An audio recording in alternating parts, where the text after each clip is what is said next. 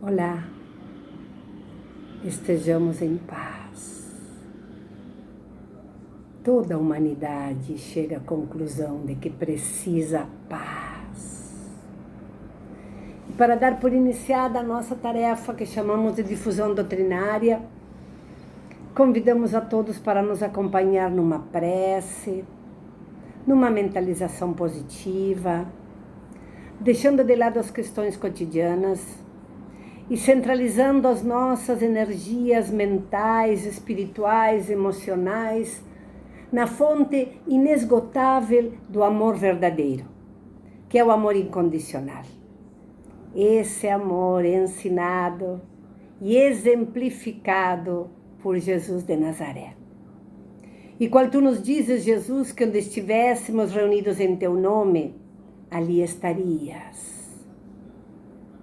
Estamos onde está o nosso coração. E tu estás no nosso coração.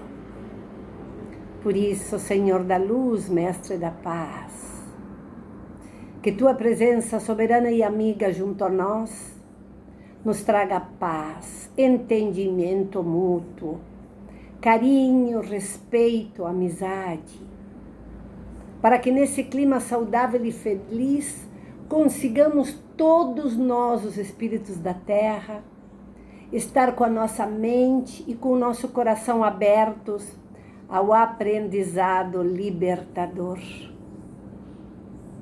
Tomara que todos nós nos permitamos ser evangelizados.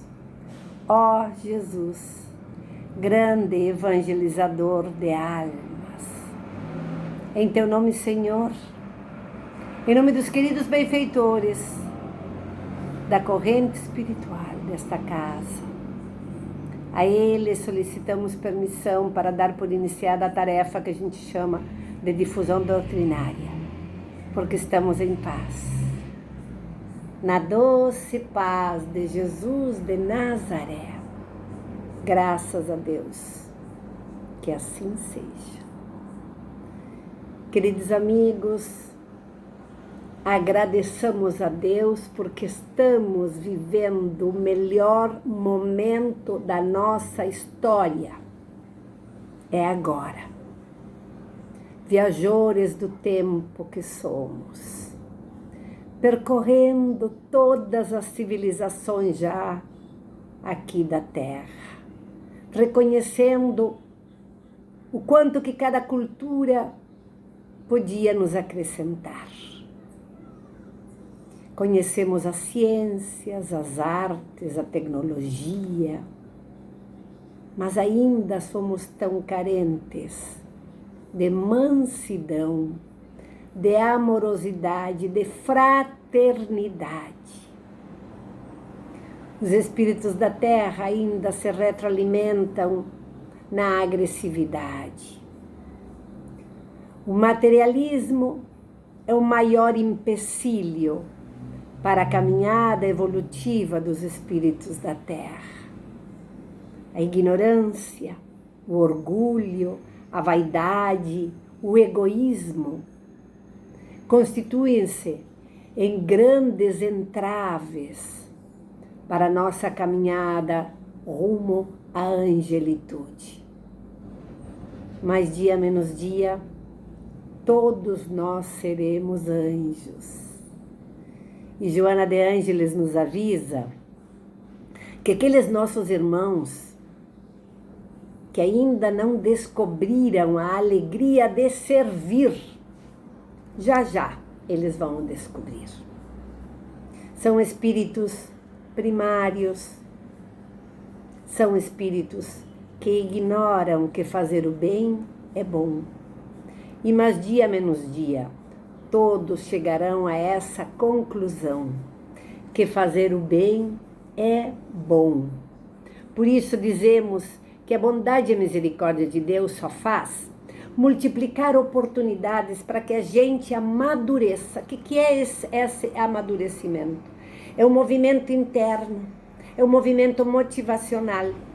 A reforma íntima, ela ocorre quando estão nos livros espíritas, quando a gente recebe uma orientação espiritual? A reforma íntima nós iniciamos quando cansamos de chorar, de sofrer, e quando mais amadurecidos chegamos a uma conclusão lógica de que o jeito que a gente está levando a vida, o mundo, não está nos trazendo paz, não está nos trazendo felicidade. Só aí é que a gente decide mudar o comportamento para o amor. Atualmente, a opinião pública mundial já está começando a se dar conta que em todas as profissões o diferencial é a fraternidade. Tu vai visitar um médico ou um eletricista, e se a pessoa é humana, se a pessoa é fraterna, se a pessoa te recebe como irmão, esse profissional tu continua indo. Olha que interessante isso aí. Jesus nos diz que só os mansos herdarão a terra. Só os mansos herdarão a terra. Não é mesmo? E para que a gente consiga ficar num planeta mais aprazível, mais saudável, a gente vai ter que se reformular nos comportamentos. A gente vai ter que se aprimorar com um pouquinho mais de generosidade, com um pouquinho mais de solidariedade. Nos reconhecemos filhos do Altíssimo. Nos reconhecemos todos irmãos. E esse sentido da filiação é que nos permite enxergar o mundo, a vida, com um pouquinho mais de serenidade. Porque se a gente continua tendo dificuldade de se pacificar conosco mesmos ou com as outras pessoas, a lágrima e o sofrimento serão os indicativos mais frequentes na nossa caminhada. Nós, espíritos aqui da Terra, possuímos 3 metodologias de aprendizado: o estudo, a observação e a experimentação. Quando temos acesso ao estudo que a doutrina espírita nos traz e usamos esse estudo para mudar o comportamento, aproveitamos o estudo para a mudança de comportamento, para a maturidade, nós estamos poupando milênios de dores, de angústias e de sofrimentos. Se estudamos, mas o estudo não foi parte do nosso sentir, se tudo que a gente estuda só está na cognição, ou seja, fisiologicamente falando, só está no nosso mental, no nosso cerebral, de pouco está adiantando o nosso estudo. Então, se não aprendemos, aprendizagem é mudança de comportamento. Se a gente não aprende através do estudo, resta-nos a segunda metodologia, que é observação. Olhar as barbas do meu vizinho arder e colocar as minhas de molho. Olhar o jeito que a natureza tanto me ensina. A amorosidade, a generosidade das árvores quando me empresta sua sombra. Nos dias de sol muito quente, a árvore não me pede nada em troca. A simplicidade, a amorosidade dos irmãos pássaros, quando com a sua cantoria enchem o meu coração de esperança e de alegria. As irmãs montanhas altaneiras, silenciosas, que nos permitem visualizar uma natureza pródiga. As irmãs estrelas, eu adoro dizer isso. Numa noite sem nuvens, quando a gente olha para o céu, e aquela quantidade de luzes, muitas dessas estrelas talvez nem existam mais, mas o que chega até nós é a sua luz. Em sã consciência, quem assiste um céu estrelado, se enche a alma de bênçãos e de alegria. E as estrelas simplesmente estão, não nos pedem nada em troca. Então, se nós não aprendemos nem pelo estudo, nem pela observação, resta-nos a terceira metodologia, que é a mais frequente para todos nós, espíritos aqui da Terra, que é a experimentação. É vivenciar a lágrima, a dor, o sofrimento. Quando nós estamos com os cofres cheios, né? Sobrando saúde, sobrando alegria, nós nos tornamos como? Muito prepotentes. A gente chega nos lugares gritando, dando ordens, chamando a atenção das pessoas. E quando a gente está no silêncio de um sofrimento danado, pode ser físico, social, relacional, emocional, moral. Vocês viram como a gente chega nos locais devagar? A gente olha para o olho das pessoas e pergunta: posso entrar? Olha como o sofrimento vai modelando o nosso corpo para que a gente seja mais humilde. A gente aprende a dizer com licença, por favor, muito obrigado. Nós até falamos baixinho. Olha a diferença do que nós estamos falando.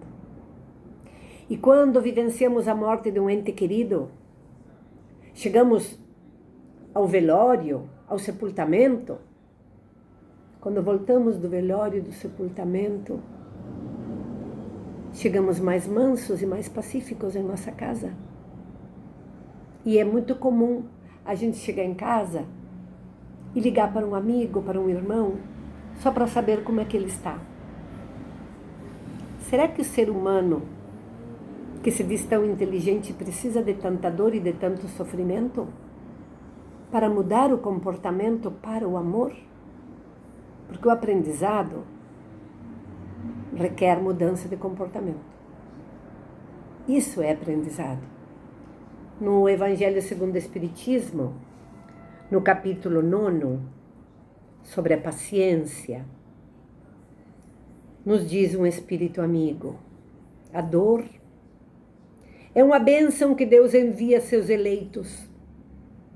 Não vos aflijais, pois, quando sofrerdes, mas bendizei, ao contrário, o Deus Todo-Poderoso que vos marcou pela dor nesse mundo para a glória do céu.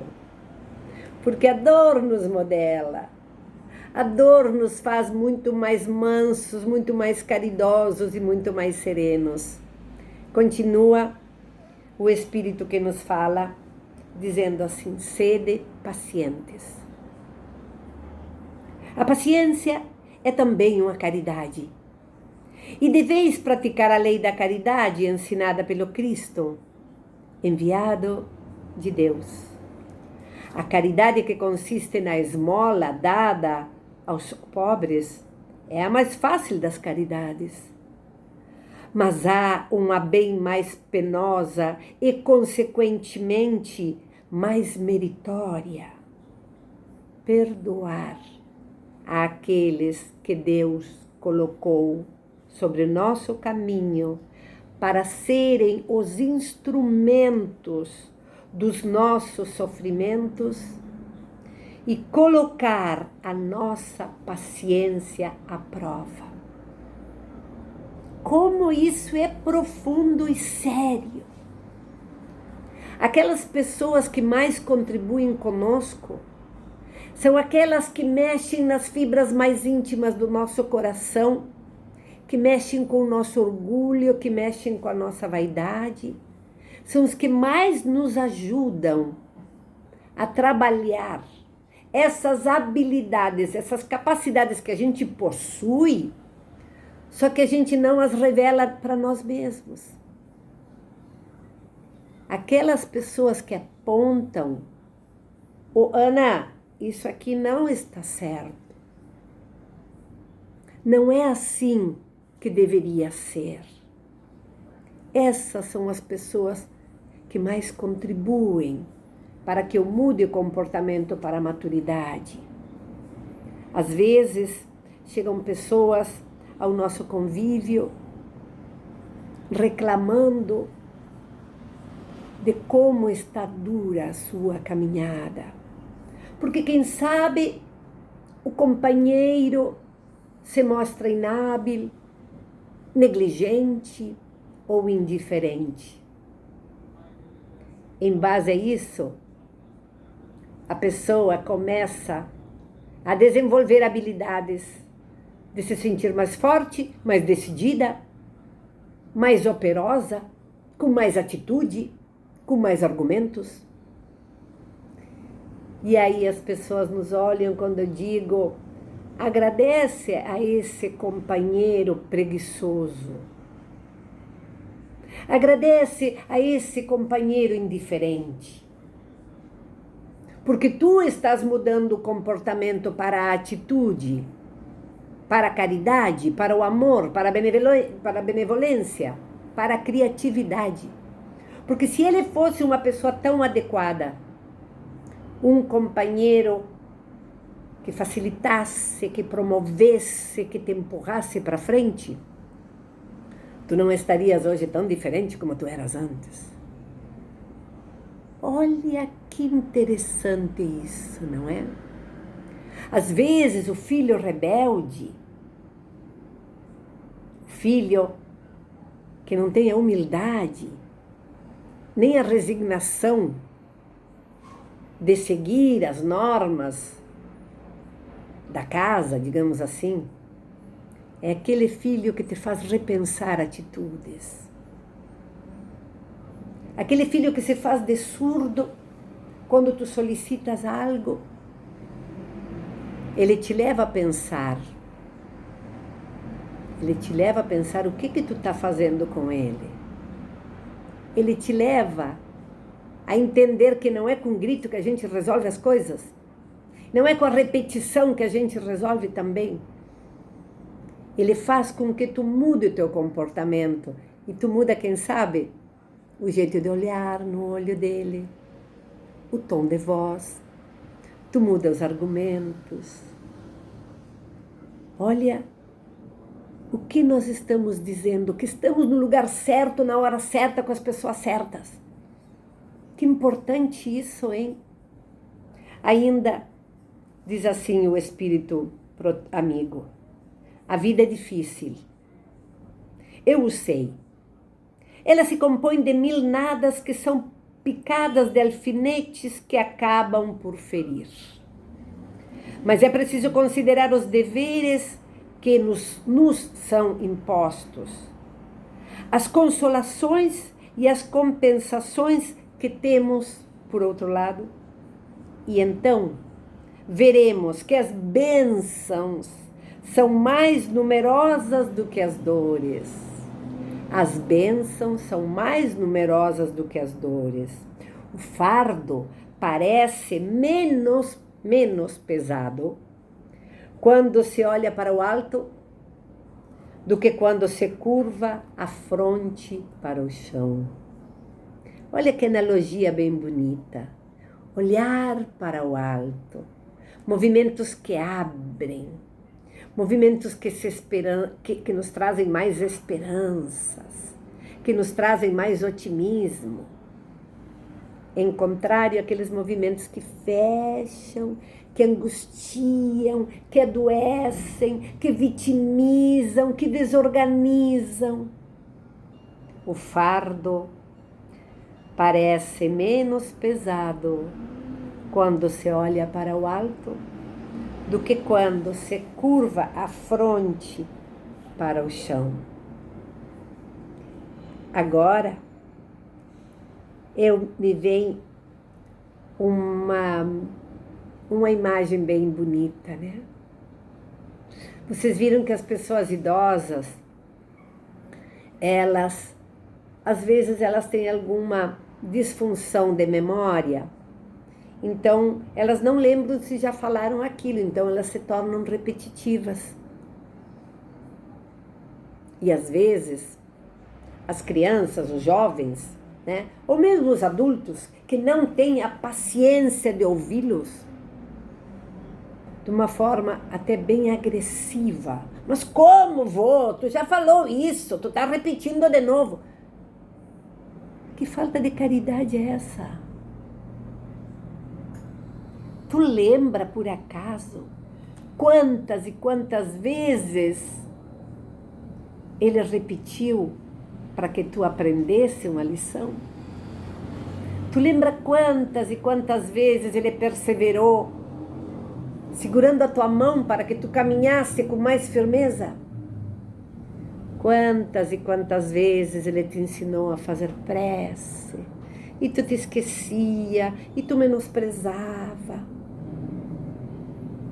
Agora é a tua vez de ouvi-lo, porque ele repetiu tantas vezes para ti. Um ato de caridade é tu ter a ciência da paz, é tu demonstrar a paciência de estar com aquela pessoa e de ouvi-lo, a paciência de ficar ouvindo e aprovar o seu argumento e dizer para ele como é bom que tu estás conosco, que coisa maravilhosa que tu não foi embora. Porque lá, como eu falei, lá no caixão, no sepultamento, por que as pessoas choram? Porque vai sentir saudade? Não, o espírita sabe que não vai sentir saudade, porque durante o sono físico, o meu corpo dorme e eu, em desdobramento, eu vou lá onde meu ente querido está. E vou lá e abraço e beijo. Eu mato a saudade. Por que as pessoas choram? Geralmente, segundo muitos autores afirmam, e estudiosos a respeito, nós choramos por culpa. Por que eu não fui mais paciente com essa pessoa? Por que eu não abracei mais essa pessoa? Por que eu não fiz mais carinhozinho, cafuné no cabelo dele? Por que eu não estive o maior tempo ouvindo as suas lições de amor, de experiência, de vivência?